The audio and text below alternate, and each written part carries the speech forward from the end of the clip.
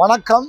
ராசி பலன்கள் வாழ்வியல் சேனலுக்காக நான் நிற்கக்கூடிய இந்த இடம் வந்து சிங்கப்பூரில் உள்ள மிருக காட்சி சாலை, மண்டாய் வைல்ட் லைஃப் சஃபாரி.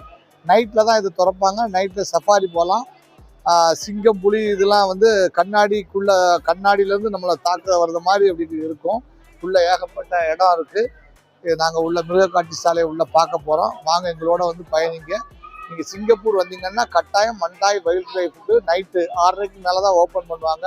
எல்லா மிருகங்களையும் பார்க்கலாம். ஒரு காட்டில் இருக்கக்கூடிய ஒரு அனுபவம் கிடைக்கும். சஃபாரிலையும் கூட்டிகிட்டு போவாங்க.